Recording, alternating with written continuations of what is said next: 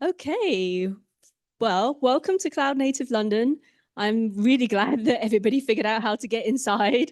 Oh, I'm getting a bit of echo from here. I'm going to turn, where's Jeremy? Can I turn the audio off? Okay. Yeah, just glad that everybody made it. Everybody did all the right things to get themselves in. I realized this morning that this is actually the 100th Cloud Native London. So the 100th. Thank you to everybody for showing up and spending your time here, because I've been running this for 8 years and I hope that I can keep going as long as people want to keep showing up and coming to these. So to the next 100. Okay, so we are a strong, open, diverse developer community around cloud, data, and AI based in London. My name is Cheryl and I am the host and the founder of this meetup. We've got 3 talks tonight. So the first talk is going to be Decoupling from the Hyperscalers, a Kubernetes-based sovereign AI and compute platform from Jeremy. 7:15, we have From Chaos to Confidence, How I Learned to Love and Laugh in the Face of Chaos from Rob. Then we'll take a 15-minute break, come back 8 o'clock, and listen to Checking Out of Hotel California, the case for Spark on Kubernetes. And then we're going to wrap up at 8:30. And we usually go to a pub, but I don't know the local pubs around here. So I will figure that out and let you know later. Our sponsors for tonight. So obviously Palo Alto Networks is the first one because we're in their offices. Is Scott here? You might, do you want to say anything about Palo Alto Networks? Okay.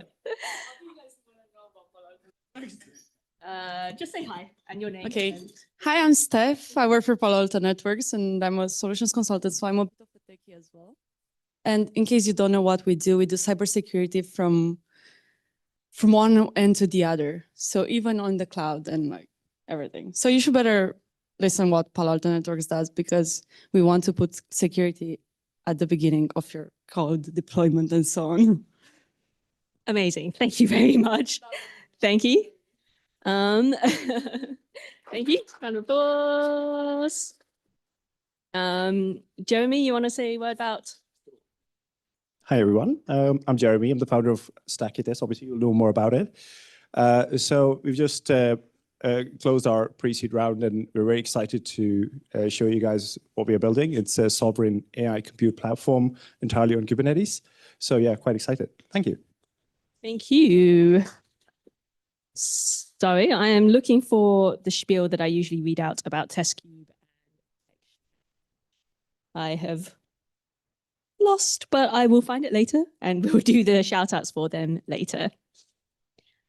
Okay, and now I want to find out a little bit about you. So please grab your phones and scan this QR code. We're going to do some live polling. You don't need to download anything. It's just going to take you to this service, ask you a couple of questions about yourself and a couple of questions from our speakers. Oh, QR code is up top there. So you should see there's a QR code is still up there. Okay. You should see the first question, is this your first time at Cloud Native London? We've got, you should see yes or no, just hit whichever applies. We're also live streaming this on YouTube and LinkedIn, so there might be people joining from home. Looks like the yeses are slightly ahead of the no's, which is great. I love having first timers here. Always amazing to meet new people. Okay, I feel like this is settling down now. People figure this out. What is your job title? Your options are architect, application developer, backend developer, engineering manager, DevOps/platform engineer, security engineer, or anything else. Just pick whatever's closest to what you do. Say again. Okay. Oh, lots of others today. Lots of others. Okay. Good opportunity to go and introduce yourself to other people and talk about what you do. Okay, next question. If you had to describe your cloud strategy in one phrase, it would be one cloud to rule them all, It's complicated, like my relationship with YAML.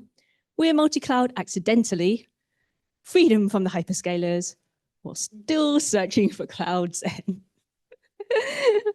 Oh, let's give people a moment to think about this. Pretty even split across this. It's complicated. So a lot of YAML engineers. Jeremy, is this what you expected with this? Expecting freedom from hyperscalers, but yeah, it's good to see everybody's got the YAML love and yeah. Freedom from hyperscalers. Okay, interesting. Yeah.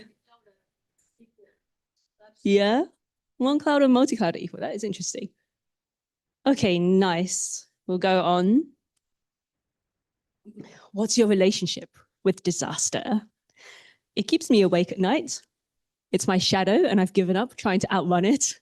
I dance on its edge to feel alive. My hope is my strategy, and my strategy is good to me. Or I've cracked it. No more disaster for me. Oh, wow. 50% of people are dancing on the edge of disaster. Oh, where's Rob? Oh, yeah. That surprised me. Okay, what were you thinking? So I'll tell people a bit more about this during my talk, but and you'll find out why I'm so surprised about this. But the dancing on the edge actually doesn't surprise me in a way, because that's the state of the industry. So I'll allude more to that shortly. Okay, I'm very curious about this. Last question. When you find a platform that just works for your complex data pipelines, what's your first thought? It's magic and I'm never leaving.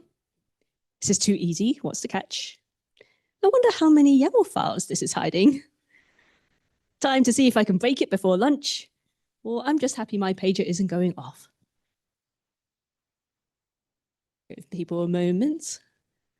Seems like this is too easy. What is the catch is coming up. Where is... Yeah, so do you think it's too easy?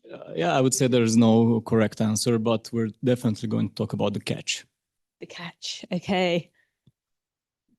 Nice, all right. I think this is going to be really interesting. Okay, thank you very much for taking part in the live polling. Keep it open on your phones because we'll do Q&A with the speakers as well. Do this. I need a selfie for social media. So be patient. Let's go. Definitely this side. Everybody needs to wave, like big smile, really happy.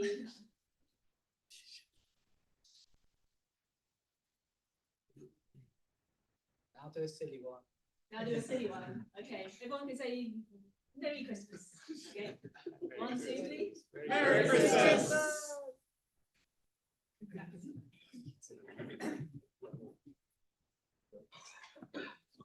And if you want to come and speak up here, we are currently booked up until April.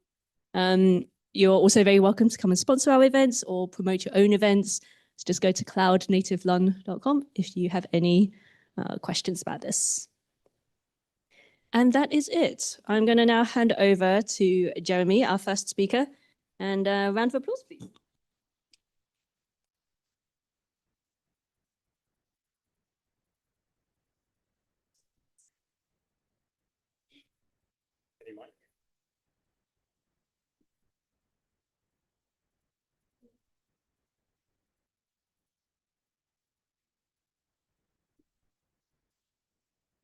Okay.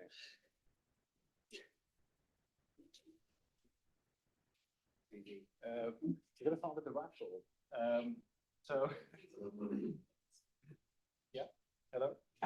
Yeah. Right, we're going to start with the raffle. It's going to be some lovely prizes. KubeCon next year in Amsterdam, and just appreciate everybody could just take part. And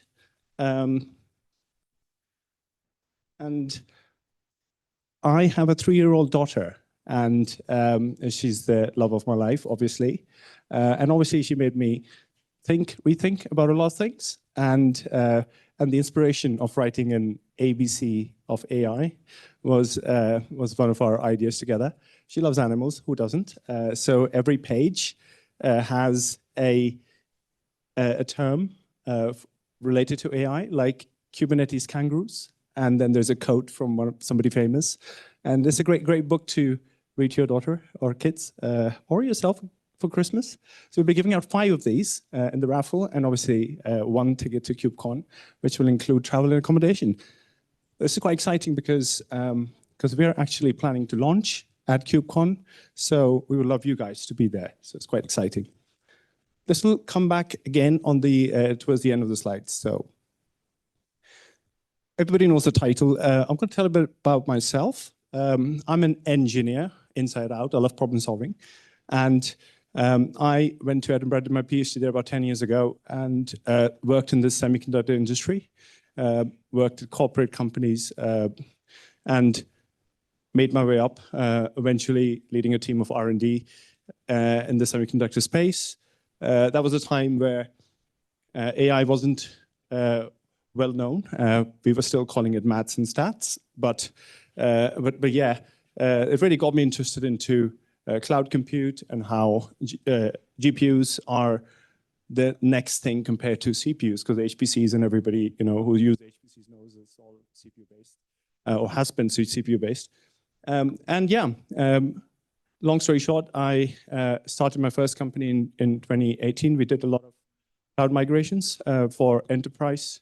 So I know the IBM DB2s and the Oracle mainframes, taking stuff in real time to Azure and GCPs and AWS. So kind of have good experience understanding the pain points on that side.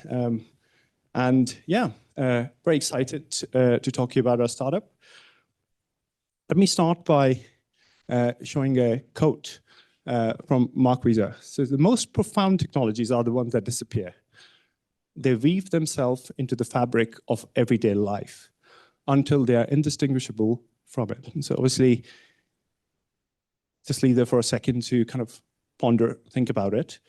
How lots of technologies that you use right now, some are in your pocket, your phone, internet, wireless technologies, light, they just weave in our life like we don't really realize.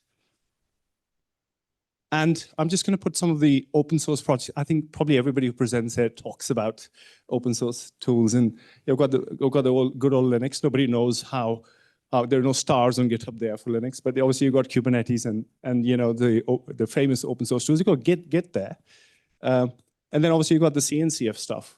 Obviously starting from Kubernetes onwards, and all these amazing tools are kind of invisibly weaving into today's innovations.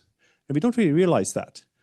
CERN runs one of the biggest HPC clusters. A lot of Kubernetes stuff goes on there, bare metal stuff. Androids, we use it every day, right? Based on open source, it's still open source. You've got Sky TV, you're streaming stuff, watching sports all the time.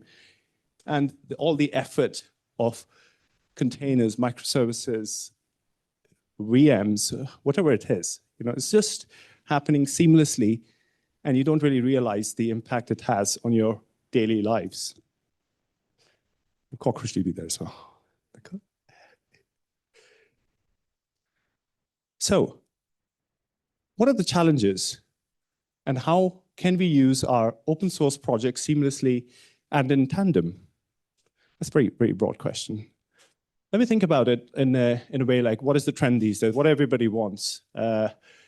Oh, we've got an AI idea. I've got an AI startup. I want to do something, a SaaS platform utilizing AI. What would you normally need? 2 things you need is data and GPUs, right? The main things. And I'll talk about the cost of each later on. And then what would you do? You normally go to organizations such as these big cloud providers, and you start using APIs of all these tools easily, very quickly, and you get off the ground, right? But then it's not just the AI or LLM models that build your stack. You need other things. You need serverless functions. You need databases. You need vector databases. You need load balancers, API gateways, XYZ. Where do they go? Do you have to stick around with, say, run pod for LLM models because they're cheap? then you have to jump onto AWS to run some Lambda functions. So there's a lot of hopping around, using a lot of multiple technologies to bring a stack together. And here are some very interesting stats. 90% of the enterprises will adopt a hybrid cloud approach through 2027. Now, this is just around the corner. And the main reasons is data sovereignty concerns, vendor lock-in, which is pretty obvious, and compute costs. For enterprise, compute costs can be something you can't justify much because they have a lot of money to spend on compute and they've got lots of customers. And switching clouds when you have a very big spaghetti of complex tools running in one cloud is very difficult. And then sovereignty. This really comes up. And I think sovereignty is a word that became very cool when NVIDIA was here, when Donald Trump was here. And they were all talking about sovereign data, sovereign AI. So it became really cool. And NVIDIA was, probably right in the front of using the word sovereignty. Here's the definition of sovereignty. You're going to have the highest power, and you have to be completely independent. This is the dictionary, the things, the Cambridge Dictionary definition. Now, think about it in terms of regulatory drivers across the world. There's a lot of dark regions, and you've got all the compliances written in all these different regions where the compliances are strict. And they're getting even more stricter region-wise. UK is one of them, after Brexit, become a sovereign region, sovereign island, where data transfer across the borders, across into Ireland or European Union is questioned. But then the very important thing is written at the bottom. According to the US Cloud Act 2018, it allows the US government to compel any US headquarter cloud provider, such as all the hyperscalers to hand over data, even if the data is stored in another country. So they can ask for data, even if your data is in the UK. If the US government asks you, and you're an American firm, you have to hand over that data. Think about Apple iWatch data, think about ChatGPT data, think about anything you use on a daily basis. That's all the data that could be or might be used against different countries. It's a big political question. So data sovereignty has become a key point in understanding what's right, what's wrong, what choices we should make. But don't worry. Here are some facts. Data storage is cheap, right? Not just hyperscalers, but other smaller hyperscalers. Data is getting really cheap to store. Egress costs are going to be scrapped in January 2027, starting from EU. Fingers crossed this will go through, and hopefully other countries and regions, eventually America will follow as well. But Google, AWS, they will not be charging egress costs in European Union from January 2020. So if you have any plans for migrations, etc., just keep that into your mind. It's really important. And things people always forget is compute is not data. You don't have to have your data right next to compute all the time. When you're using GPUs, you don't have to move everything to the cloud. You don't have to do that. You can pre-process things locally and only take the things you really do want to do number crunching on GPUs on the cloud. And Kubernetes. This is where I think the beauty of Kubernetes comes in. It solves a lot of problems. It supports sovereignty by design in terms of storage, replications. It's great at isolating workloads. I will tell you more about that later. And it enables portability. Pods, nodes, move data, jump it around different nodes across different clouds. So this is where we came in. We saw this problem and we said, okay, how can we create a network fabric that connects all the clouds together on an extremely low latency and a high bandwidth line. And it also just doesn't connect the hyperscalers, but any cloud. And also 700 data centers together. So imagine if you have your data in Slough, in a data center behind 3 layers of firewall, and you want to hook it up to our mesh, there should be a way to do that. And once you do that, you can now access any compute on any cloud provider easily. We was like, how can we achieve this by making it seem like everything is running on the same rack? And there has to be some zero trust boundary, right? Now, how do we do that? You have all these famous names of express routes, direct connects. If you read them, you'll probably know there's 2 words very common, is direct and connect. Just everybody's come up with their same names. And it's like a proprietary connection that allows you to link the cloud provider with your data centers, etc. So we have connections with all of them. And just as an interesting note, who's used OVH Cloud? Anybody use OVH Cloud? Big fan of them. Their networking fabric is much better than AWS. So check them out. Very, very mature, great APIs, etc. But yeah, one of the very major cloud providers in Europe.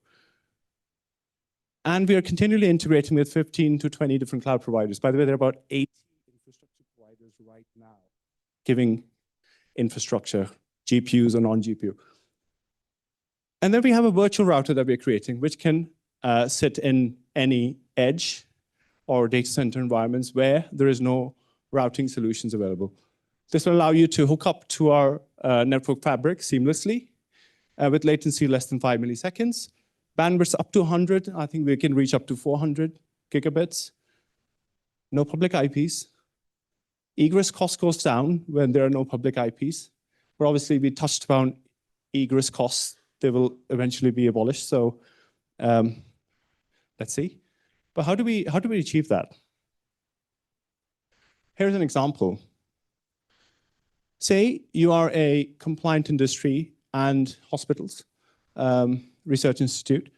You have 4 terabytes of data, MRI data, and you want to see if you can detect some sort of cancer using that data. So you come to our platform. You will put your requirements in text there.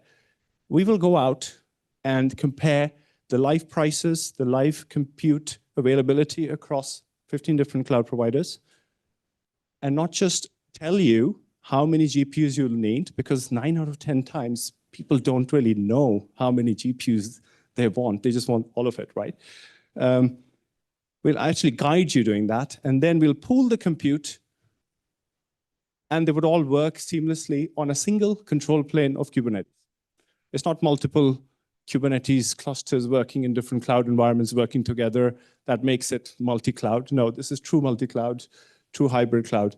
So in this case, we can work with 5 GPUs from AWS, 10 from Civo, and 5 from DigitalOcean, all working together seamlessly. So you can move data from one to the other. You can use them all for inferencing and training as well. And there's some benefits out there, right? Cost saving is a big one, but it's something that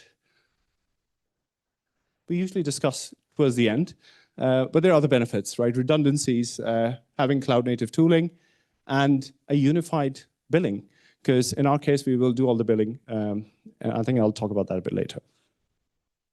So the control plane is one thing. So what we're doing is providing our customers a military-grade Kubernetes distribution with a control plane that's already hooked up to the fabric, where you can, if you have HPC clusters, does anybody know what Slurm is?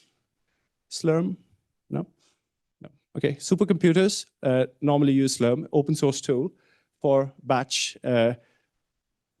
processing large amounts of data. And it's slowly getting into the cloud native industry. HPCs, I mean, research institutes mainly use that. And having this capability gives you a lot of control over your entire end-to-end infrastructure. But we didn't really just stop there. We said, okay, now if we have a Kubernetes cluster with a single control plane across multiple clouds, what else do the users need? We said, okay, let's not stop there. Let's just have a portal that allows people, without having to know anything about Kubernetes, giving them access to a marketplace of AI models, vector databases, everything in one place. But that's not really exciting because you probably might be wondering, but some other companies are doing that. I'll explain a little bit about the terminologies we use on our platform. So we call a cluster an environment. We've kind of taken away the techie terms of Kubernetes because we aim this not just for platform engineers, but also, data scientists or CTOs. Everybody loves to do vibe coding these days. So why not give them the ability to spin things up seamlessly? So we call a cluster an environment, and you can create multiple environments on our platform. It will spin up a different cluster every time, already hooked up to the fabric. And when you're creating a cluster, it asks you, what is your sovereign region? And you can create a boundary saying, okay, UK and Europe. And we'll make sure the data or the compute never goes outside there. So strict zero trust boundary around that region. We got projects, we got multi-tenancies there, where you can define quotas and billing levels. We call our namespaces stack, because that's what stacks are. You build multiple components within a stack. And that's how we kind of give like a look and feel more like of a cloud platform rather than just a dashboard for Kubernetes. I think I mentioned this, about 90% of the data scientists and engineers really struggle when they have no idea how much GPU they actually need. And we see that often with the customers we speak with. And also, what stack do you use? There is so many to choose from. There is so many vector databases. There's so many, so many options out there. It's got to be simple. It's very overwhelming for everyone. I will kind of touch upon this very quickly. Anybody uses VLLM or LLMDs? Yeah. So we've got this baked in. So whenever you spin up any compute cluster on our platform, these already are pre-installed. So you don't have to do most of the configurations. You can tweak things later. We're also a very big fan of no CLIs. Instead, we give you, kubectl access, use Kubernetes as it should be, keep things vanilla. And we have AI models straight from Hugging Face and NVIDIA. We work very closely with NVIDIA. We're part of the NVIDIA Inception program. And also, you might need other tools like Superbase as part of your stack, or Quadrant, or Spark, which I think you'll be talking about later. So you can click and deploy them within a few clicks. I will now very quickly go through these things because I think time.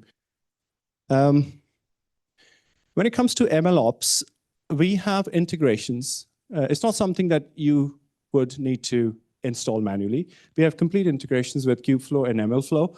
Does anybody use Kubeflow here as well? Yeah, got a few data scientists here. Love it. And straight from the UI, you can control Kubeflow notebooks. You can spin them up straight from the UI. Our data pipelines work behind the scenes with our Go workflows.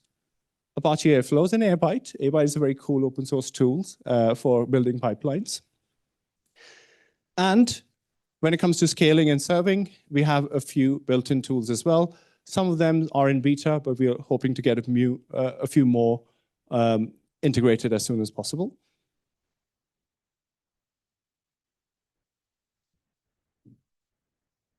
Serverless functions. Everybody knows Lambda functions. So we said, okay, why don't we just give access to creating Lambda functions straight from the UI? It's got to be simple. And it's got to be, you don't need to have different Knative CLIs to spin up notebooks, spin up serverless functions. So this can be achieved straight from the UI as well. We're currently integrating with OpenWhisk, OpenFaaS, Nucleo, another very cool open source serverless function project. And obviously Knative. It integrates really well with Kubeflow as well.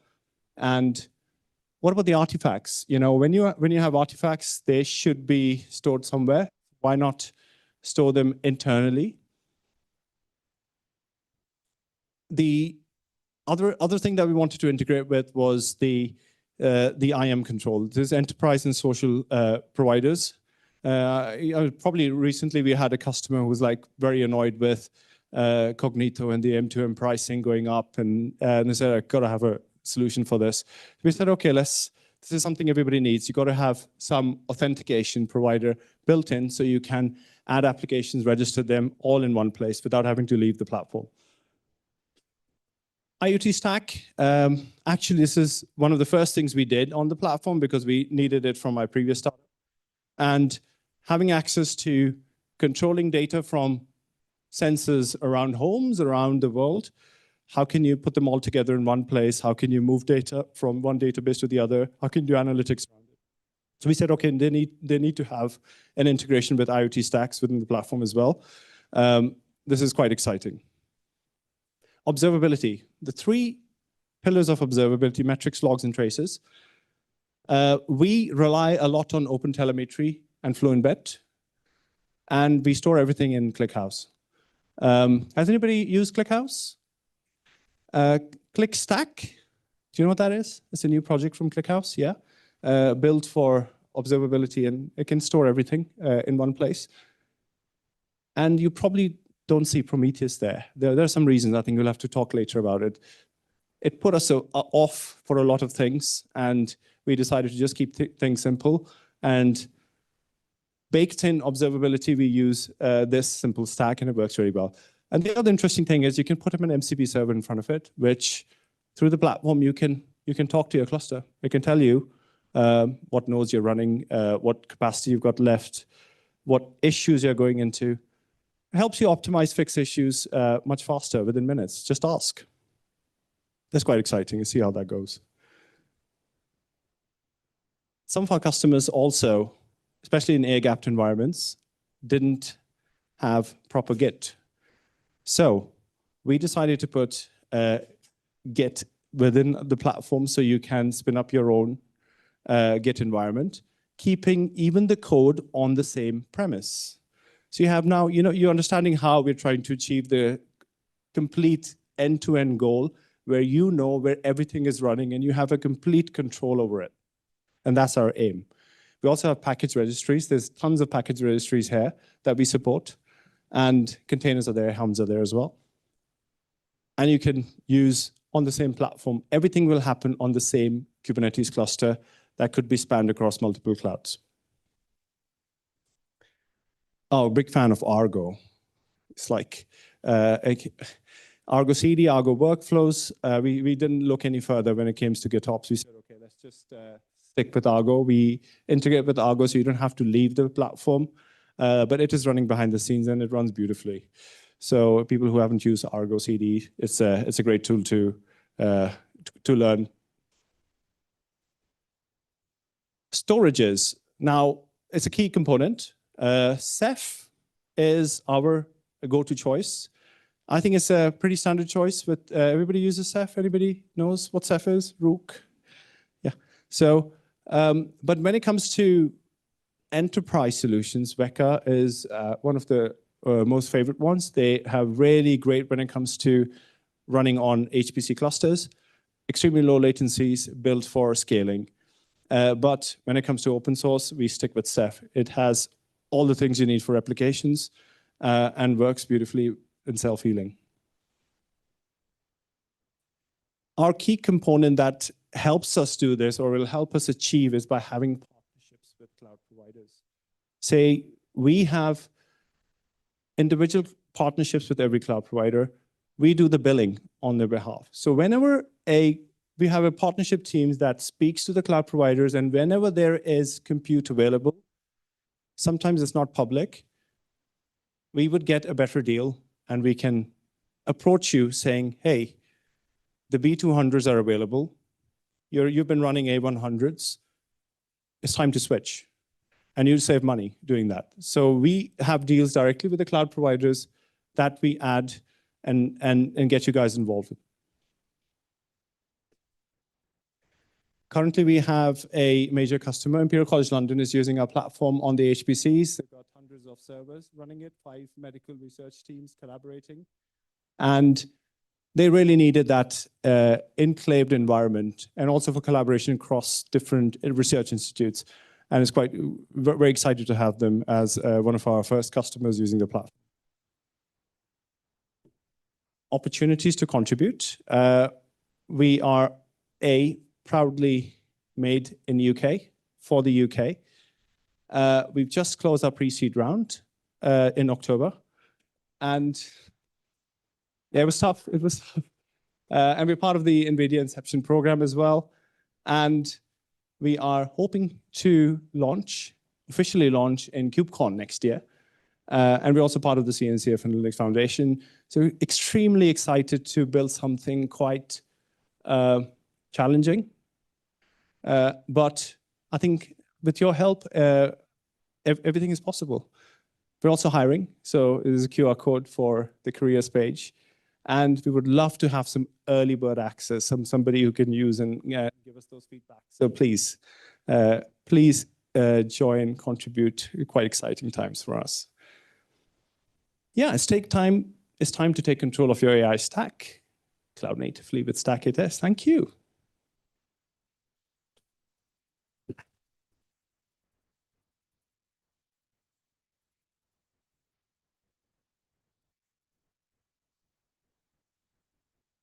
The raffle, I think I'm going to announce after. So I'll look at the. Okay. Okay, that was raffle for after. So stay here a moment. We've still got 5-10 minutes for questions. Anyone wants to in the room as well? You have a second mic. Yeah. Oh, sorry. Not really a cloud Kubernetes person, but just to clarify, is this more for a multi-cloud application, or if you're using just one cloud, then what do you offer in that case? You can start with one cloud. We usually put our first thing we ask you is where's your central region. If you're a UK customer base, we will set up the master nodes there. But then you have the choice to get worker nodes from any cloud providers. And the main thing is like you shouldn't be bound to one. Usually you spin up Kubernetes clusters and you have a compute cluster with one cloud. So you can stay with one for as long as possible if you're not using lots of GPUs, because the costs can be varying. But it's made for multi or single cloud. It's not a problem. But if people have been using AWS, for example, bigger enterprise customers have all the stuff on AWS, then what does it entail moving to your platform? Migrations are something we would assist with from next year as well.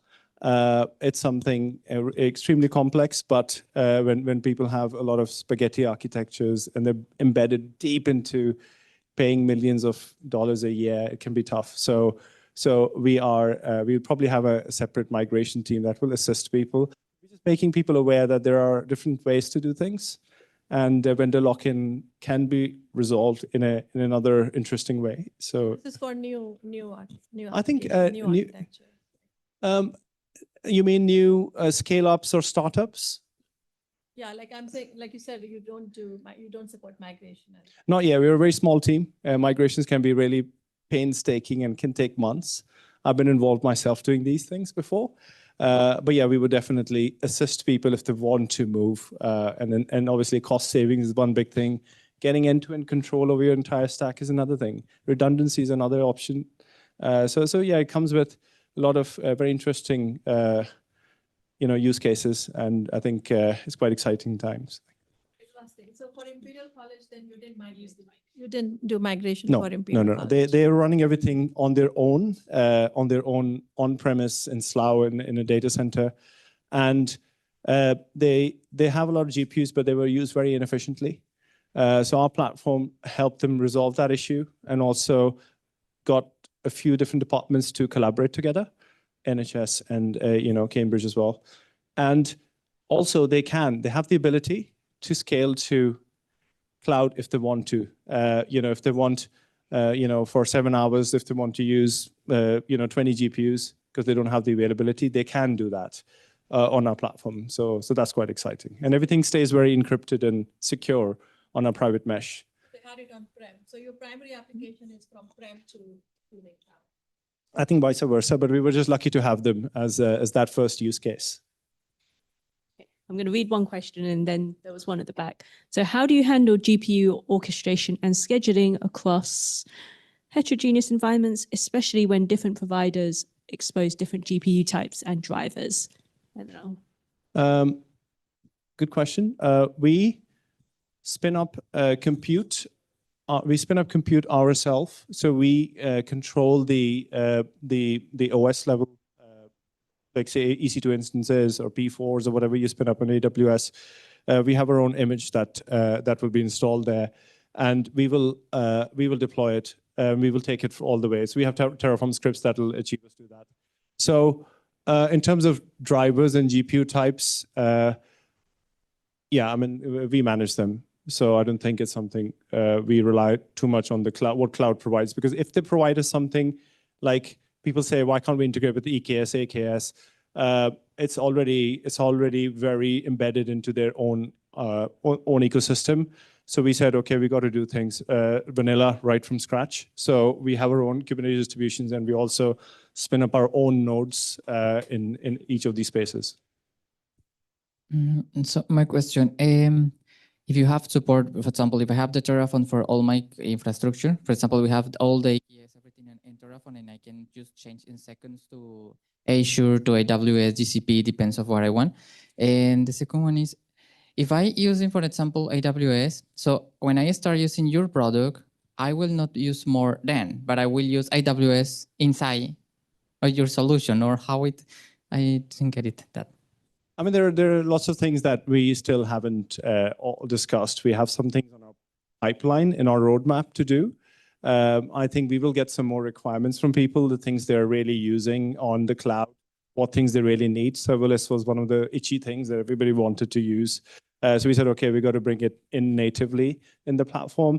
So I forgot your first question. It was about GPUs, Terraforms. Yeah. So we're trying to keep things very vanilla. So you will have access to, there's no CLIs, there's nothing, it's going to be Terraform scripts and you know, kubeconfig, kubectl. Use labels, use annotations to do all the things. There is nothing fancy, there's nothing new that will make you think like, oh God, I have to learn this again. We said, okay, how can we do things simply by keeping Kubernetes as vanilla as possible, right? So that's our aim. Like same syntax, but for your solution. Yeah. We'll take one from here. So how do you handle security risks with so many integrations? I think the network fabric is one of the most time-consuming thing, and we're putting a lot of effort on that, because if we can nail that, I think getting encryption, low latency, high bandwidth, node-to-node communication, pod-to-pod communication, where there's no noisy neighbors, etc. I think that is the key. How can we use our fabric to do that? We're putting a lot of effort in that, and hopefully we'll have some SOC 2 ISO compliances as well. They're in the pipeline in January, February. So yeah, we will harden things as much as we can on the networking side, and then the Kubernetes pieces should work. It's really impressive that you've managed to get such low latency across cloud providers, such that you can run a single cluster distributed on nodes across each provider. I was wondering, so you said there's a single control plane. So this is the first question, single control plane. Which cloud does that reside in? And then the second question is, have you got anything on your roadmap for non-Kubernetes-based workloads? So EC2, ECS, you mentioned Lambda, but you know, other use cases there. The first one is a very good question. We are a UK company, so to put the masters on Civo was our default choice. Civo is a London-based UK cloud provider. So we said, okay, good collaboration with them. We're going to spin up our master nodes there. But we also are looking at other places where the customer base and Civo might not be present. So we have access to most of the cloud providers. We can spin up masters anywhere. Some people want masters on-prem. You know, we can do that as well. So it's quite exciting. And yeah, the latency, you would be surprised how good networking is nowadays. right? 400 gigs are available now. So cloud-to-cloud communication is really upped its game, especially because of GPUs and AI, right? And data is cheap. Egress costs will go away. So it's going to be quite interesting times. Okay, we'll take, what is your strategy for cross-cloud observability, especially when dealing with regulated workloads? I think when you talk about regulated workloads, we start off by defining that boundary. So if you're a UK provider of healthcare data, you want everything staying within the UK boundary. So we do have a zero trust boundary around the UK, and data cannot move in and out. There cannot be any users out of UK either. So we use, STO, Envoy, all these things behind the scene to help us really tighten that, security features of Kubernetes where we can really control this. So yeah, regulated workloads are all managed through that first layer where we define the sovereign boundary. And you can stretch it later on to across into Europe if you need to. Start from UK, you stretch it across Europe. And then you get access to compute in those areas. But no data moves across that boundary because it's Kubernetes is vanilla. Your compute is compute. There is nothing interacting between the compute you get, virtual machines or bare metals from the cloud provider, and we're quite keen on making sure that we don't use any kind of third-party tooling that the cloud provider provides, because there can be, backdoors into the data in that way. So yeah, our challenge is to make sure we keep things very tight with that respect. Okay, we'll do one more. So where does the majority of the 85% cost saving come from? Exciting. I think you need to speak to us and we'll tell you the secrets. It's GPU costs vary a lot across clouds, even say AWS from east or west in the US. There'd be cheaper compute in Texas and you're in the West Coast, and you wouldn't know that, right? Just to give an example, we were just doing this test earlier on, $100 an hour for a cluster. On AWS, the same was costing us about $20 an hour on Vultr. So it's the same compute, same specs, very different. I mean, smaller cloud providers are really trying to get the market share of the big three, hyperscalers, and they're not giving out free credits like the hyperscalers do. So they have to do other things. They have to put their prices down, make things a bit more fair. So yeah, if you go out and look, you'll find really cheap cloud, compute providers out there. Okay, I think we are about at time. Thank you very much, Jeremy. We're now going to welcome our second speaker, Rob. By the way, there's 2 chairs here. If the people standing at the back, if you want to grab these chairs, you're very welcome to. I think there's also 1 spare chair here and one or 2 in the middle. So if you want to sit down, please grab a chair. Okay, over to you. Hello. Congratulations again on the seed round. It's an incredible product. Thank you for having me here. So I'm Rob Reed. I'm Cockroach Labs. Has anyone heard of CockroachDB? So I'm the company's technical evangelist. So I'm like the show pony. I get to go around, do talks to lots of lovely people. And today I'm going to be giving you a quick introduction to CockroachDB for the uninitiated. I'll be talking about the state of resilience, which ties into the question I asked earlier. I'll be talking about performance under adversity, which is a new benchmark that we've introduced for performance and reliability. And also I'll be doing a live demo. So I'll start with an introduction to CockroachDB. And this is just 2 slides. We are a distributed SQL database. So we look and feel like Postgres, but we are inherently distributed. So if you position us across multiple nodes, machines, which you absolutely should, you'll be able to survive node outages, availability zone outages, region outages, etc. We scale like a NoSQL database, but we behave like a relational database. And we can operate in the hyperscalers, outside, hybrid, it doesn't matter. As long as you can run a binary, you can run CockroachDB, even on mainframe. So the architecture from 30,000 feet, it runs across multiple nodes. Each node is homogeneous. So every node is the same. There's no special write a node or read replicas. Everything behaves the same and it contributes to the workload. So you add another node, you're adding CPU, you're adding storage to your cluster. So that was the intro to CockroachDB. I can wax lyrical, but I don't want to be selling to you. That's not my purpose. So now I'm going to be talking about the state of resilience, but this is going to be more of a quiz. So the first question, we interviewed 1,000 cloud and technology execs from across the world, across the industry, and asked them about their organization's state of resilience. So by asking me to move left and right, this is a progress, this is like 100% up here, asking me to move, just call out left and right. How many of those companies do you think as a percentage lost money last year as a result of outages? So we're going this way? It was 100%. Of the 1,000 people we spoke to, every single person had encountered on average 86 outages the previous year, totaling, it was, I think, 324 minutes worth of downtime every month. And those were from $10,000 to tens of millions of dollars. Next question. Has anyone heard of DORA, the Digital Operational Resilience Act? According to DORA's benchmark for time to recovery, RTO, how quickly would each of these performers behave, or how quickly would they recover from an outage? So first, let's start with a low performer. How quickly do you think a low performer in the eyes of DORA should recover? What was that? More than a week. So according to this link, and according to DORA, a low performer for DORA is going to recover in over a week. Now, I don't know what kind of businesses you're in. Hopefully, you're all very successful businesses and downtime is very expensive for you. So it gives you an idea as to what DORA is thinking here. How about a medium performer? Less than a week.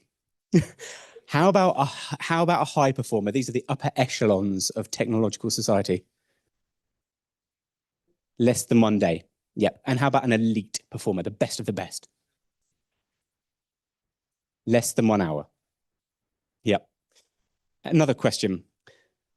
So to protect the identity of this company, their product isn't named, but blah, blah, blah is our top of the line hosting solution that offers glimmering performance and guarantees RTO, recovery time objective, downtime, and RPO, data loss, at a maximum of blank. This makes our solution fully compliant with the regulations or requirements set out in DORA for ICT providers that support critical and important workloads. Fill in the blank. How long do you think their guarantees of RPO data loss? 2 hours. So now that might sound good, but that's 2 hours of data that's permanently lost. And if you're running a busy workload, 2 hours of data, especially in a financial setting, might be completely unacceptable. And I think we as technologists should aspire to have a better goal than 2 hours of data that's completely unrecoverable. Last question. Your service has 3 dependencies. Their SLAs are below, which would allow your service to provide 4 nines of availability.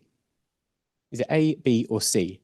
So in A, we have 2 providers that provide 5 nines and 1 that provides 3, 2 that provide 5 nines and 1 4 nines, or C, 3 providers that provide 5 nines.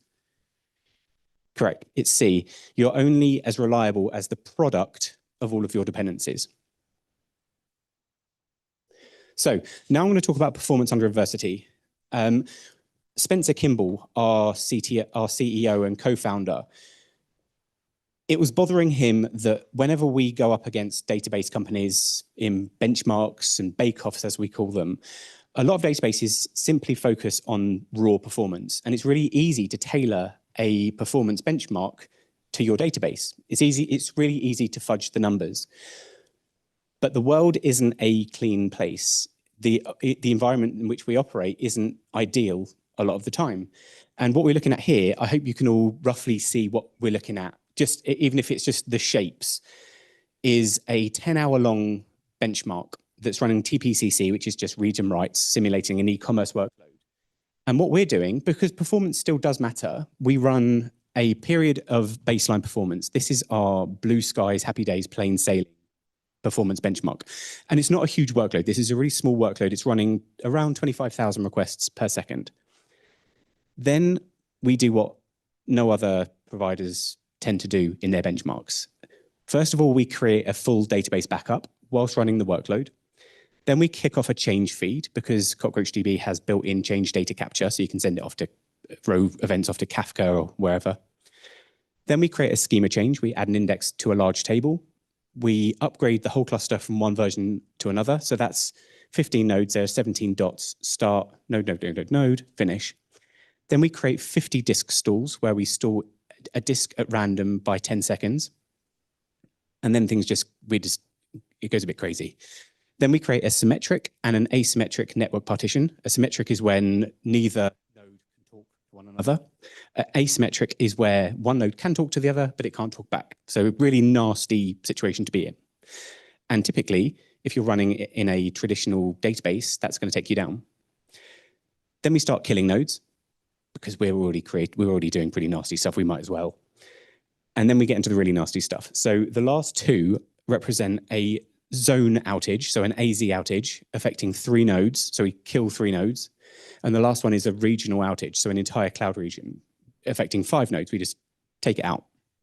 Now, what we're looking at here, let's see if this will work. Okay. I know, right? So the blue line is the customer experience. That's what the customers are seeing from the application. Now, it's a bit wiggly. What we're looking at here is the baseline 95 percentile latency, which is around 35 milliseconds, but spikes to around 70. Now, I wanted to show you version 25.1 because it's an old version of CockroachDB. We've made some improvements. Now, if you look at the graph, oh, no, there we go. The line is basically flat. I'm not sure where the dots have gone, like the little dots that we had here for the node upgrades. They're still happening. And our baseline latency is 2.5 milliseconds. And that's the P95. When a region goes down, an entire cloud region, instead of the service becoming unavailable, I don't know why I'm holding my arm out. I don't need to hold my arm out, Safar. It's around 38 milliseconds worth of additional request latency. That's while an entire cloud region is down. Next, we're going to do it. We're doing it. It's a demo. So let's start with the demo. What we're looking at here is a Kubernetes deployment. It's running in GKE, but that's beside the point. It's running across 3 availability zones with 1 node in each availability zone. So it can survive a data center outage. Into this cluster, I've deployed a lovely tool called Chaos Mesh. Has anyone heard of Chaos Mesh? I love using this tool. I use it to perform all sorts of chaotic experiments in CockroachDB. So what I'll do, I'll start a workload, just a very, very basic workload. And I'm just going to remove my thing over here. There we go. And what this is going to be showing is requests being made to CockroachDB. So over here is the, oh, it pauses while I do this, but a UUID truncated, transferring an amount of money, which is this, to another account. And it's taking approximately around 10 milliseconds. So that's the time from the client to the gateway node, the node that it happens to talk to through the load balancer and being replicated to other nodes. Now, on the right, I have the number of errors I've encountered. I'm showing every single error that I encounter. If I talk to CockroachDB and my request hits a node that's being taken out of the cluster, I will show that error. And I'll also show the amount of time that I wasn't able to talk to CockroachDB. I will be very surprised if I don't see any errors, but I've run this a few times today to practice, and there were occasions where I didn't see any errors. So you'll have to trust me. If we don't see any errors for some reason, I haven't hard-coded a logger to just print 0. So now I'm going to start the chaos test. So what this is doing is, firstly, you're going to see it take out a node from the cluster and upgrade it from version 25.3.4 to 25.3 to 25.3.3 to 3.4. So it's just like a minor upgrade in CockroachDB lingo. But you can see here that the node is currently down and it's pending, and the version it will be upgraded to is 25.3.4, which is a patch version. What I'm showing here is a rolling upgrade of CockroachDB. So you can see here, Cockroach is aware that there are multiple versions of the binary or container, whatever you want to call it, running at any one time. You might have seen that under replicated ranges. CockroachDB in a 3-node cluster will try to replicate data 3 times by default so that it can achieve quorum in the event of an outage. And it wasn't able to satisfy that while one node was down. So it's now running 2 nodes on 3.3 and 1 node on 3.4. You can see at the top, you might be able to see at the top. I can see quite clearly at the top. Mixed versions, so that it's running primarily 25.3.3, although there are other versions of CockroachDB running. Now, I spoke to the original authors of CockroachDB, who are still with the company, and they said running multiple versions of CockroachDB is actually quite a difficult challenge. So it's something I just take for granted, but apparently it's quite difficult. So we're taking out another node now. So we've got the 25.3.4 node is ready. We're taking out another node. Up here, we're still seeing no errors, no downtime. So this is like hopefully a 0 downtime rolling upgrade. And I'll wait for that to finish before it automatically switches over to the chaos stuff. So I'll keep on following over here. And that'll be done in a sec. This is the point at which I look at the audience and I think, I really wish this would hurry up. Like, does anyone want to chat?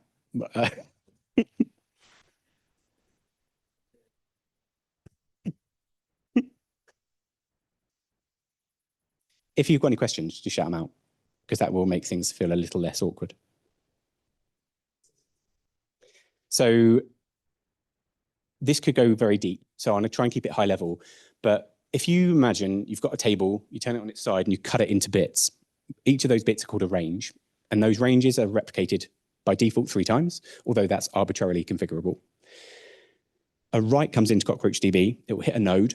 If that node is the leaseholder for that range of data, so there's no primary node for all the data, if it hits that primary node for that range of data, it will write on that node and it will make 2 requests to the follower replicas to say, by the way, I've made this change, you make it as well. The first one it hears back from in a 3-way replication, it will know it's in 2 out of 3. So I've got quorum. So now I can return to the user.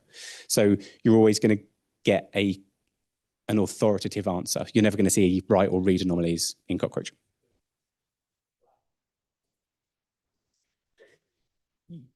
Not quite. It works with Raft, and we actually work with etcd. We work with etcd to kind of scale Raft.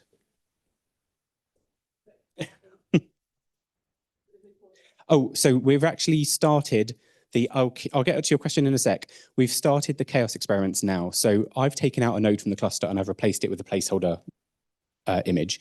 So what we're looking at here, let's go to the network tab. So it's node 3 it's affected. Down here, you can see that node 3 is out of the cluster. It's not able to talk to the other nodes, and that's because it's down. I've taken it out of the cluster. Over here in the overview, we'll see that there are under-replicated ranges. The ranges that I've talked about, there's only 2 of them at the moment because one of the nodes is down. When that node comes back online again, after a minute has elapsed and it comes back online, the other nodes will say, by the way, here's what you missed. So I'll wait for that to happen. It's going to happen down here. You probably won't be able to see it very clearly, but that's been deleted. Now I'm printing out the number of under-replicated ranges. That will drop to 0 quite quickly because this is only a very small cluster. And when that does, I'll create a network partition. So I've just created a network partition, still seeing 0 errors. The latency's gone up a little bit because CockroachDB has realized there's a network partition and it's able to reroute the request to bypass the network partition. If the network partition persists, the node will be considered suspect. But what we'll be able to see in the network graph, it's now affecting node 1. Possibly node 2, actually. Node 2. So node 2 isn't able to talk to other nodes in the cluster. And that will be until the end of the experiment. But we're seeing, if I scroll up a little bit, we just saw a bit of a spike in latency, but we're suffering a network partition at the moment. So instead of being unavailable, the worst that this user is seeing is, a spike in latency. Now, CockroachDB will see these spikes every now and again, but eventually it will settle back down to low latency and it will mark the node as unhealthy. So I've just deleted that experiment. The network's already healed itself. And any under-replicated ranges have gone to 0. Now I'm creating a disk stall. So I've just stored a disk. You might have been able to see a bit of latency there. And what I'll do here is if I go to the custom time series chart, where there's a bunch of metrics, and I look for switch. So this is the write ahead log failover switch count. So I have each node I've configured to have 2 disks, one 10 gigabyte disk and one 1 gigabyte disk. Now, when the going's good, we'll be writing to the primary disk. But if CockroachDB detects that there's a slowing of the disk in the primary disk, it will automatically switch to the secondary disk, which is what we see in that little uptick there. Let's go back over to the workload. Still no errors, still no downtime. I'm sorry. I was expecting at least a couple of milliseconds worth of downtime, but we haven't seen anything yet. One second. We saw 1 second. So I think that's probably during the switch back. No, we're still writing to the secondary disk, but we did see 1 error, and I think it was a request timeout. So that was a request that we just retried, and it succeeded. I think we've seen. There we go. So the test is now over. The disk has healed. We'll see another switch in a couple of seconds to say now we're starting to write back to the primary disk. So to get back to your question, consistency, because of the way that these leaseholders and ranges work, a range for a specific piece of data within any table, regardless of how widely it's distributed, will always go through the leaseholder. CockroachDB, all of the nodes know where to find the data. So it's not an application concern. You just ask for data and the nodes figure it out.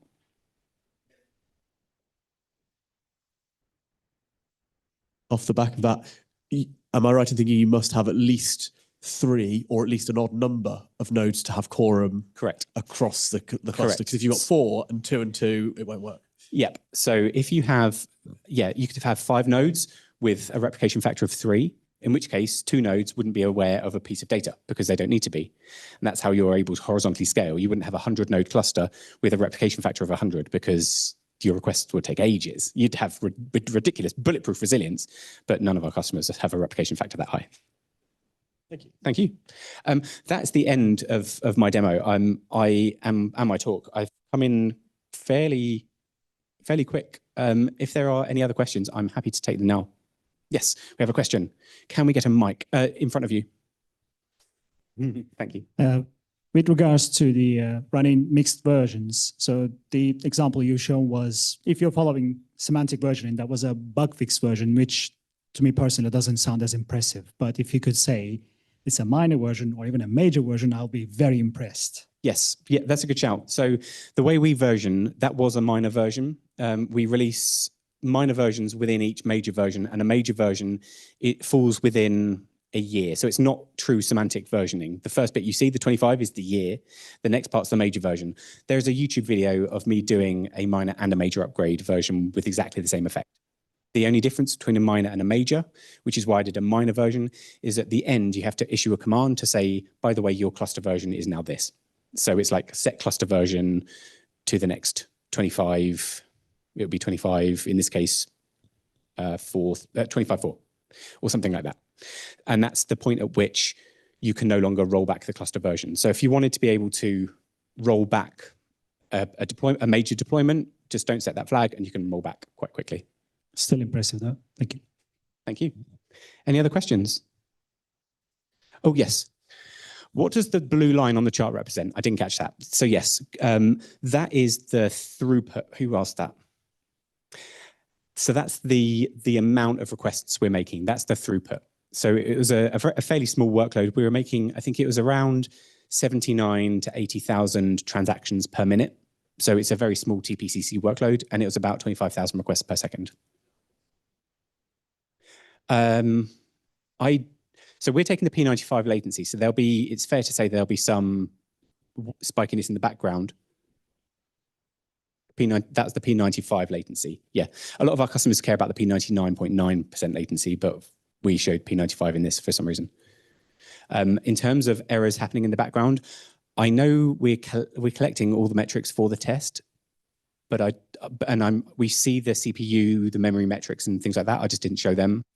So if there are errors, you'll be able to see them, I'm sure. There's another question. resilience and cost go hand in hand. How do you work with customers to strike the right balance? Another good question. Who's that? So I think, I've been a customer of Cockroach DB myself. I used to head up the engineering team at Lush, the cosmetics retailer. And for me, it was a question of risk appetite and also cost. You know, I didn't need a huge cluster, so it wasn't particularly expensive. But my workload needed quite high availability because if Lush are down, we're not making money, especially across Black Friday and things like that. So we ask our customers what their risk appetite is. Many tier 0, tier 1 workloads. So some of our biggest customers run on Cockroach DB with higher replication factors. The benefit to that is high resilience. The cost of that is higher latency for requests because you need to hear back from one more node in order to achieve quorum for writes. In line with that, what happens? Time for another one? Yeah, I think so. Yeah. There was one that said, what happens to the leaseholders of data ranges when I want to go from 3 to 5? Yeah, 3 to 5. So Cockroach, the nodes talk to each other using who's that? The nodes talk to each other via the gossip protocol. So if you add a new node to the cluster, they will figure out, oh, there's a new node. They'll also know that based on the amount of compute that I have in the cluster, I'm over provisioned now. I have too many ranges of data, or I'm leaseholder to too many ranges of data. So they will automatically redistribute. Some of our customers scale by 70%. So they go from 70 nodes to 100 nodes during Super Bowl Sunday. They're obviously a betting company. And at the end of it, they ring fence the 70 nodes they want to decommission or scale back down or scale in. And they just issue a command to Cockroach DB to say decommission, and it figures out the rest. So it's scaling up, add a node, and the nodes kind of work. They want to be kind of even, unless you're particularly partitioning data to exist in different places. So that happens in the background. So we have something called admission control. So it's like a leaky bucket. So if foreground traffic is high and resource utilization is high, we will back off doing background tasks. But you can also configure the amount at which you want to replicate as well. So there's lots of little knobs you can tune. Thank you. We can do it in the customer's time as well if they want to increase that replication amount, but typically it's plenty for where there are customers who run hundreds of terabytes. Do we have another one? Can it handle connection pooling to reduce performance overheads from DNS TCP connections? So the Cockroach DB won't do connection pooling internally. That will be done on the client side. So if you're using a Postgres driver, I think there's a question here on Postgres. Any connection pooling you're doing in your client will be, balanced in Cockroach DB. Does that answer whose question was that? Oh, sorry. There's one just off there.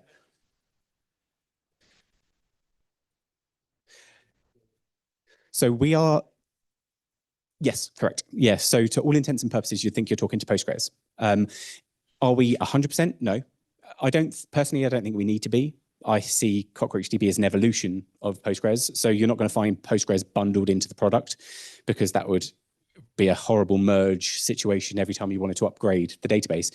Having our own Go implementation, it's completely, purpose-built distributed SQL database, allows us to act very quickly. If we see a new feature that we want to add in Postgres, or if it doesn't exist in Postgres, we can add it very quickly. We're not tied to the release schedule. Thank you. Guess that answers the Postgres question as well. Let's see the one above. How do you simulate asymmetric network partitions where only part of the cluster sees the fault? And does Cockroach DB behave differently compared to symmetric partitions? I don't know how it behaves internally. Who's the question? Oh, it might have been online. Exotic.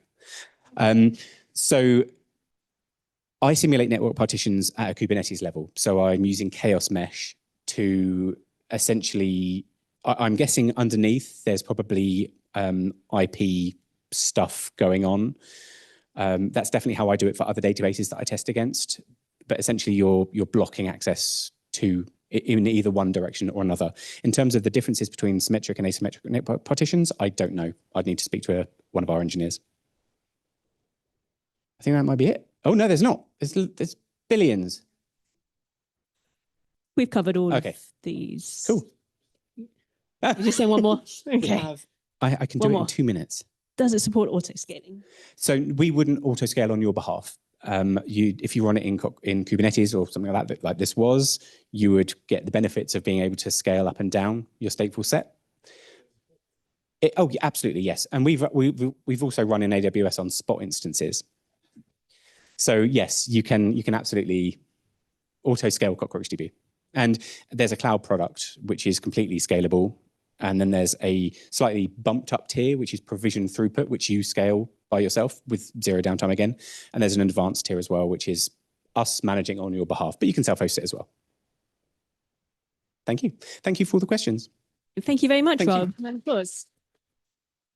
Okay, we're going to take a break now. So come back at 8 o'clock for our third talk. Thank you very much. Okay.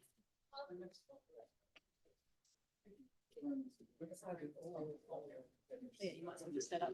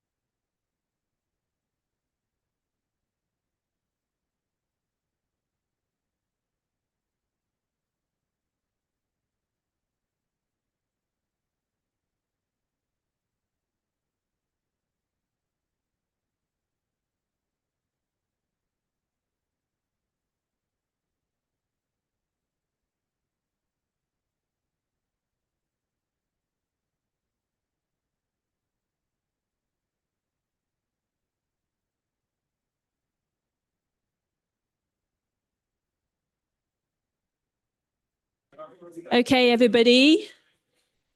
Please head back to your seats. We need to kick off really promptly because we need to leave the building at 8:30 sharp. So please come back and sit down.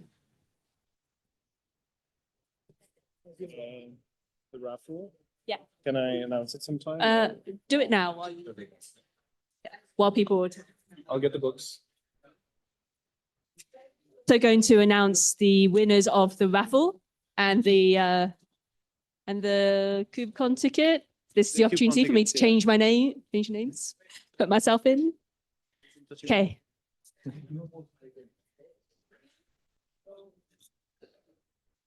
Oh my gosh. Okay, so we've got winners for the I'll obviously announce the KubeCon one first. So sorry if I mispronounce your name. Is it Evgeny? Evgeny Kiba? Is that right? Yeah. Hey. Ooh. Nice. Okay, so you're going to KubeCon. And then we got the 5 books. So Abhishek Roy. Oh, hey, nice. Yeah. Abhishek Roy. I'll take it over. Yeah. I'll take it over. You look Fantastic. Then we have Matt Caswell. Matt Caswell. Oh, that's you. Brilliant. Good. 20 books. We have Raluca. Oh. Anil. Thank you very much. I have space, so don't worry. And Mikolaj. Mikolaj. Oh, yes. Thank you. That's it. Amazing. Thank you. Okay. And now over to our third speaker. Hello, everyone. My name is Radu, and we're going to talk about the case for Spark on Kubernetes. We'll start with a quick show of hands. Anyone here used Apache Spark? Okay, quite a bit. And Databricks? All right, kind of almost the same crowd. Right, so starting with the why, there's obviously too much data out there. Some estimate is like 150 zettabytes. I'm not sure exactly what that is, but a lot of data. And we're going to go on a bit of a history journey here. So you're trying to process like big data. What do you do about it? The first innovation came around 2004 in this space from Google, where they published this paper about this internal system called MapReduce. And the fundamental idea there is that if you can split your problem into like a map stage and the reduce stage, you can run it in a distributed fashion on commodity hardware. And this was a big thing at the time because it made it much cheaper. Now, just 2 years after, the open source implementation of the same concepts in this Google MapReduce came around from Hadoop. Now, fast forward, 3 years after, Apache Spark that we're discussing about was introduced. And there were many innovations in Apache Spark, but the fundamental novel idea was that instead of going to disk between all these map operations and reduce operations, Spark would keep most stuff in memory, which made it much, much faster. In 2013, Databricks came around. And if you, like me, spent time running Hadoop and Spark long ago, this was like the 5-star experience. Everything was just working. You know, you had here like the, the ClickOps like version, I don't recommend, never do ClickOps, but this was quite nice at the time, So if you're spending time debugging Zookeeper, like in the evenings, having all this infrastructure, deploying, worrying about cluster upgrades, Databricks really solved that. So you could just nicely configure, I want this cluster, I want this Python version, I want whatever, like what worker types, and it was brilliant. And they also introduced this, like the concepts of notebooks were there before, but they introduced it, I think, more in this data community. So instead of like, creating these jars for your Spark code or like Python wheels, you could just, start a notebook and start producing value for your company. And this was brilliant. And myself, I was a Databricks customer when it was in beta. I really enjoyed it. I introduced different clients, great stuff. Now, Databricks obviously did very, very good for themselves, right? So like there's a slide here with like their rise to 62 billion. And I kid you not, in between the moment when I wrote this slide, which was like a few weeks ago, and soon after, I had to update it because after 3 months after the last funding round, they had another funding round now, and their valuation got 130 billion. And I can totally understand why. It's an amazing system, and you should definitely use it with the caveat. So Databricks in their investor slides say that they have like around 25, 30,000 customers.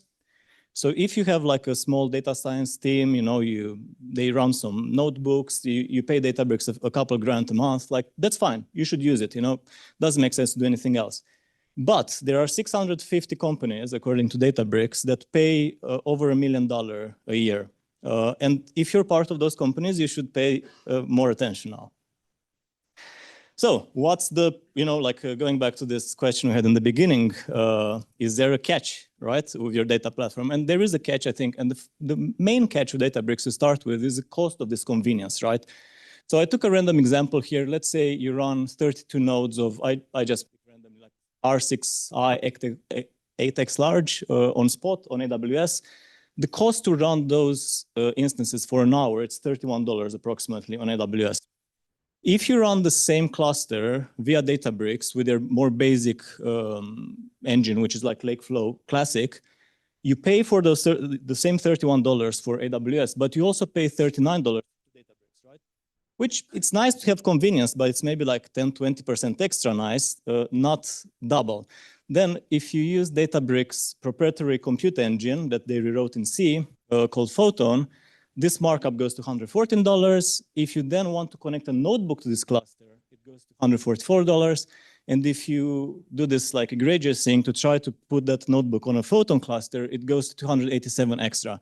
So you're mostly going 10x higher price to do the same thing, right? And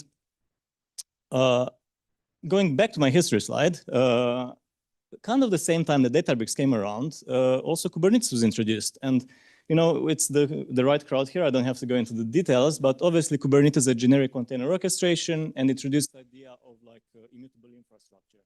So you don't have to treat your workloads like pets. You can treat them like cattle. When they fail, they just get replaced based on what you declare that you need. And naturally, so before Kubernetes came around, Spark used, I wouldn't say cluster manager or orchestration managers, but they had this thing called like resource manager. Spark supported like standalone, but it also supported Apache Mesos and Hadoop Yarn, which stands for yet another resource manager, I think, or yeah. Anyway, but then when Kubernetes came around, then Spark, the open source Spark, also introduced what they call a Kubernetes scheduler. So in this little image here, like you have the client talking directly to the API server in Kubernetes and creating those pods, right? And this was already quite nice, but in 2019, Google Cloud open sourced the Spark on Kubernetes operator, which allow you to do exactly the same thing, but in a YAML way, of course, because you're on Kubernetes, right? So you can declare like, I want this particular cluster, run this, I don't know, like I have there like a Scala job, like run it to this particular image, and I want this number of cores for my driver, this many executors with this configuration. Now, the question is like, well, if it's that easy, why not just run on Kubernetes, right? And the myth I usually hear is that, well, it's hard. You need this large platform team. You need like a lot of DevOps people. And if you go back like, I don't know, 7, 8 years, that used to be the case, right? But I absolutely think this is not the case. You can basically go home, run some open source code, and be running up in hours. Now, I'll introduce you quickly to what is my Spark on Kubernetes recipe. There are different ways of doing it, but this is just how I like to do it. The first ingredient is like, yeah, manage Kubernetes. It's like on AWS, it's called EKS, AKS on Azure. Google has like their GKE, I think, or yeah, whatever it's called. But yeah, you pay a very small premium, and then you don't have to manage your control plane. The upgrades are easier. You understand a bit like what is the risk when you're running an upgrade, and it's managed. Second thing, of course, don't do ClickOps, do infrastructure as code. And I tend to use OpenTofu, TerraGrant, and also a massive shout out to Anton Babenko, who produces out of these very high quality modules. Particularly for this one, it's the VPC one and the EKS one. So it's just very nice to use, very mature. A lot of community work goes into that, so you can just be up and running very quickly. Next thing, almost like the star of this recipe, is like Carpenter, which is like an autoscaler from AWS, if you came across it. But if before you work to like more traditional autoscalers, like you see how much traffic comes in, and then you're adding a node when there's more traffic, Carpenter works in a different way. So there's this concept of just-in-time capacity. So you just allocate the pods are pending, and then Carpenter checks like, well, this pod needs this amount of cores and this amount of memory. So I'll pick this particular instance. But the way in which it's picking its instance, it's very, very nice, because when you're running Spot for a lot of this batch processing, which is quite nice, and you're having a lot of savings, it checks what's the lowest cost instance with the least chance of being interrupted, because every instance in every region has different spot markets. So at some point you can have anomalies, like let's say, I don't know, a lot of people are deploying CockroachDB or something. So the 4x large gets very, very expensive, but the 16x large is cheaper. So then Carpenter will realize, well, I can actually fit all these pods into this particular instance, and it's cheaper and it won't be interrupted. And I will just compare this very quickly to Databricks. Databricks has like a fleet concept, but they restrict it to a particular size. Let's say you want a fleet of 4x large instances. And that's because when they run on AWS, it's not containerized. But when you run it on Kubernetes, you can just bin pack all those pods into a larger instance. So you have much higher savings because of that. The other component is Argo Workflows, and I was very happy that you guys have Argo Workflows in your slide. I'm very, very happy it gets more popular. But Argo Workflows is like a generic orchestrator. So you define a DAG in YAML, and then every node in that DAG is basically just a container and an entry point. So if in Databricks you had your workflows defined there in their pipeline system, you'll just have like, you can have a script that converts to Argo Workflows, and it runs in the exact same way. And finally, in terms of the recipe, you of course you need observability. Different choices there. If you have like large budgets, you don't know how to spend, you can go for Datadog. If you're like the rest of us, like you can use maybe the Elastic Stack or ClickHouse you guys mentioned. And I tend to like Grafana. So it's basically like Grafana is the interface, and then you have Loki for like log collection and long-term storage on S3. And you also have Mimir for metrics, so a bit like a managed Prometheus with long-term storage. And you have Alloy that basically runs on the nodes and pushes all these metrics and logs, a bit like FlintBit that also you guys mentioned. And the other small detail here that Argo Workflows has the support to configure arbitrary links. So you have like a Spark job in your DAG, you can just pinpoint, you can click on this link and it will take exactly to the logs and metrics for a particular job. So while it's not like in Databricks, everything in the same interface is just one click away. Now, also you guys touched upon benchmarks. So the usual kind of way to benchmark these different solutions in the industry is to run this benchmark called TPCDS. And the myth here, in my opinion, is that this TPCDS result translates in the same way to your workloads. So Databricks is quite keen on comparing themselves with Snowflake. It's a bit like, I think, of a guilty pleasure, but like, you'll see like, oh, it's 3 times faster, 4 times faster, 10x faster. You run it on your own workloads, you realize it's maybe like 10% faster. Again, you don't have to trust me, just benchmark your own jobs. Whoever has any sort of metrics or something, just don't believe it, don't believe the marketing, run your own benchmarks. And there is also quite like a funny thing, because in the 80s, Oracle was very upset with this academic called DeWitt, that he benchmarked Oracle and it came kind of like slow, and then Oracle sued him, and they made sure that it's into law that you can't publish benchmarks about other companies because it's not fair. But I would say we're safe here. I hope I'm safe tonight, because Databricks actually eliminated this anti-competitive clause. So you're free to benchmark Databricks. Right. So that's what I've done, obviously, right? So I worked with different clients. Again, do not trust my numbers. Run your own benchmarks. Check your numbers. But I did this benchmark for different clients. This is one example. I took 19 jobs for this particular client, and on the chart on the left, you see the time spent for each jobs on Databricks, Databricks Photon, and Spark on Kubernetes. And then just because that's like hard to understand, I just did the cumulative time run in the lower chart. And what you see is that Databricks is the fastest. So like Databricks running on Photon took like cumulatively 5,700 seconds, right, for its particular jobs on this particular cluster. Of course, I made sure that the clusters are exactly similar. Databricks standard was 6,800 seconds, so a bit slower. And then Spark on Kubernetes was the slowest at 7,300 seconds.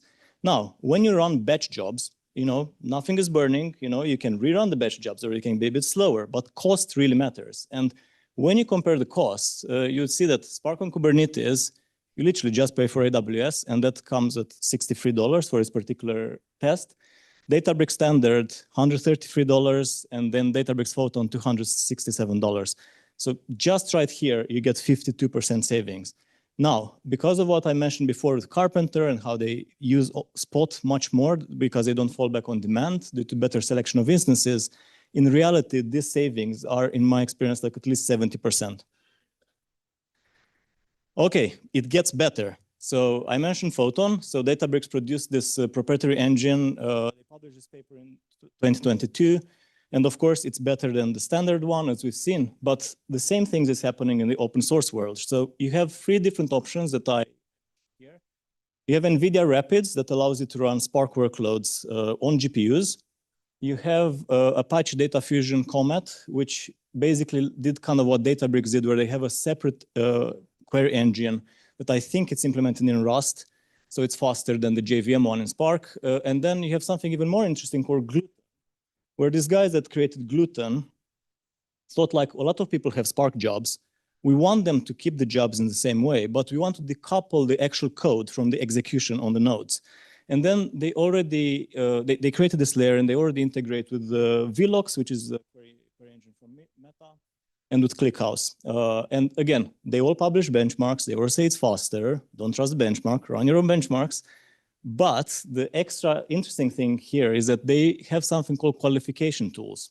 So they can look at your Spark event log and predict how much faster it would be if you, let's say, run on with Rapids. And then you can see, okay, to make this cost benefit kind of in a good way, it should be at least, let's say, 3 times faster. But then you can decide and you can run this qualification like as part of your CI or something.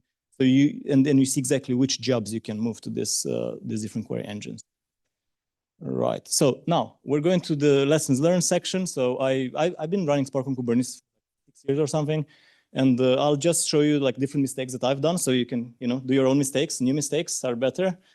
First thing, like use IPv6. This sounds quite like this shocking. Like really, Radu, do you run out of IPs? And yeah, you actually do, because very quick calculation. You take like the AWS VPC, the maximum CIDR you can have is a /16. You, let's say, use 3 availability zones, you end up with like 50,000 IPs. You have a lot of daemon sets, right? You're in Kubernetes. Every daemon set gets an IP from the VPC because that's how AWS VPC CNI works. You end up with like, let's say, 3,000 executors. Let's say use 8x large. Okay, that's 100,000 cores maximum. Now, if you're one of these guys paying Databricks millions, you need more than that. So yeah, use IPv6. I won't go into the details, but there's I link here, like there's a great podcast from Containers from the Couch, where they go really into detail about how this works. And oops, sorry, yeah, but like long story short, create your VPC in AWS as dual stack. On EKS, you can have only IPv4 or IPv6, go obviously with IPv6, and your load balancers can be dual stack. Everything I showed you before works perfectly fine on IPv6, and you never have to worry about IPs because you see like there's again a very long number there, so you'll be safe forever. Now, it was very interesting to hear about the egress costs disappearing in 2027. I think this would be great. If it doesn't happen, or like till 2027, you can save some extra money with networking. Inside the cloud, if you're ferrying a lot of data between cloud providers and stuff, you're going to pay quite a lot of NAT gateway costs. There is this project called FCK NAT, which doesn't stand for what you might think it stands for. It stands for Feasible Cost Configurable NAT, okay? And again, I would say it's like 10 times cheaper than the NAT gateway. It doesn't make sense, like it's not ferrying a lot of data, but when you do, it's quite nice. Similarly, when like Jeremy talked about, moving data between clouds, if you have to do that, like the cost of egress for 1 petabyte is like 50K, which is quite a lot of money for, so I would say, use Megaport or something like Megaport, doesn't really matter, but there are these businesses running this cloud network routers, so you can ferry the data through them, and it's much, much cheaper. The next lesson, build your own Spark distribution. So Spark, when you download it, comes with a version of Hadoop, but it's not always the latest version.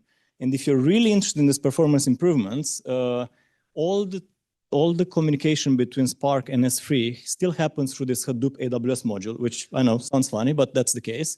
And then massive shout out again to Steve Lauren from Cloudera that actually pushed a lot of this code like that improved the performance so much on Spark on Kubernetes, which I'm very thankful for.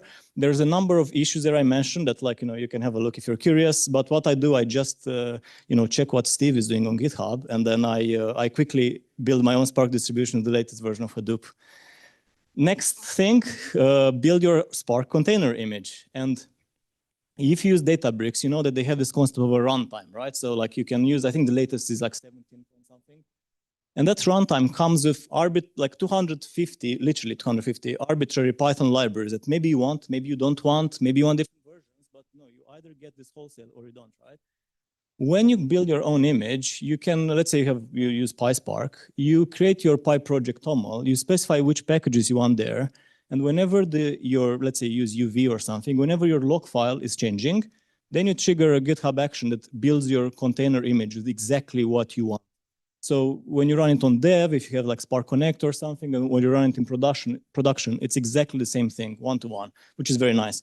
And the other advice I have here is on AWS, use BottleRocket, because when you use BottleRocket for images, you can cache the image on an EBS disk. So when your container comes up, it doesn't have to pull this 2.5 gig image from the network, but it's just there on the disk. And what this actually means in practice, that the startup time for a cluster on Kubernetes is like 45 seconds, while on Databricks it's 5 to 7 minutes. So as we all know, like waiting for things to compile, you don't want your cluster to, wait for 6 minutes. So when you're iterating in dev, it's just much, much faster.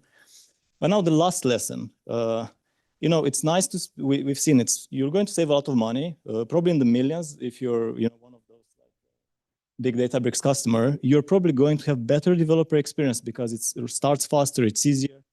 But I think the main advantage that I've seen is in terms of engineering culture, because when you're running these black box solutions, observing teams that use Spark on Kubernetes and teams that use Databricks is that you tend to, you read all this marketing, you expect it's going to be fast. And then whenever something is slow, you're just doubling the cluster. It's like, oh, it didn't run on like 64 nodes, we'll run 128 nodes and it'll be fine. But you don't start digging into why it didn't run. But the more you understand your stack, the more you're connected to your technology, I think the better engineers you have, and there will be less unknowns. And I'll just give you a simple example. I worked with a client once, and I noticed that on their very, very big Databricks build, they just did not enable run on spot instances. It would have made total sense for them. That checkbox itself in Databricks would have saved them like probably $1 million. But simply, no one understood what spot instances are. And then that's the thing. If you're not connected to your stack, who knows what you're missing, right? And just getting to a conclusion. Okay, so let's say you believe me, you want to go home, you want to make the move. And this is why my presentation is called, Hotel California, because, there is this song from the Eagles where they say you can check out anytime you want, but you can never leave. And Databricks did some very good things, but some of those things are so good for you that, it makes it hard to live. And one of those things is related to optimization and heuristics, right? They have really good systems. Like if you write a really terrible Spark job, it will maybe run quite decently. So they sort a lot of these problems. For example, like one of the systems they have is called liquid clustering, where they say, don't worry how you partition your data. We're going to shuffle it for you in the most optimal way. But if you're a data engineer, if you know how the data is going to be read, you should write it like it should be read, right? Like, so you optimize it early. The more you don't think about these things and you just buy the marketing, don't care about it, we'll take care of it, the harder it is to leave it. Similarly, Databricks pushed very aggressively this thing called Unity Catalog, which is their governance system. And the idea there was that you need row level permission, you need column level permissions. And sure, you might need that into your data warehouse at the end of your processing, but all your data processing that happens with data engineering team, that could very well work. You usually read the whole data set. You don't necessarily need this fine-grained permission like an analyst would need. So, be very careful when you're using Unity Catalog. Look at the alternative catalogs, I would say. And even if you use catalogs in Databricks, create them as external locations. Don't do managed tables, because it will make it much easier to change. And yeah, thank you. That's about it. And like the only plug here is that I plan to publish this free open source code to basically just go home and run your benchmarks. I was planning to do it before the meeting, but you know, like December, Christmas. So I'll do it in January. So thank you very much.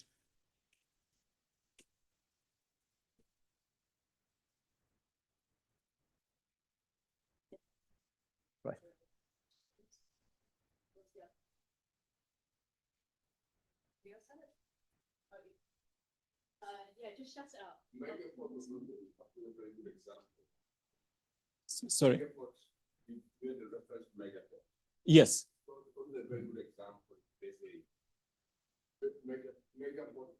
Owned by Cisco. Cisco and its partners. Okay. Now, some internal engineers within Megaport itself left and founded Aviatrix. Aviatrix multi-cloud, where you can move instance around. It's open source as well. Yeah. Except you want to buy the premium edition. But Megaport wasn't a very good example at all. I understand, yeah. So like I said, I mean, there will be many competitors to Megaport. All I'm saying is that, you know, I personally use Megaport. I thought it was good, but the main idea there is not which one to use, but just this fact that there's a cheaper way to ferry data between clouds than just paying the egress. And I really hope that what Jeremy said, like I would, you know, we should have a party if the egress fees are disappearing. But in the meantime, yeah, just try to avoid that cost if you can. Thank you very much. Cheers. Any other questions?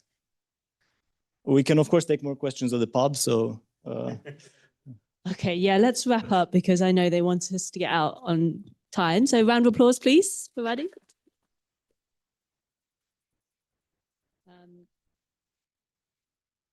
Okay, so yes, we are, that's it for 2025. So I'm going to put my hat up. And say Merry Christmas to everybody. We are back again in the first Wednesday of January. We will be moving locations yet again. Our usual host is closed until at least March. So just keep an eye on the meetup page and thank you very much. So thank you to all of you for coming out tonight, for just having a fantastic year and making this meetup a lot of joy for me to run as well. So thank you and see you in 2026.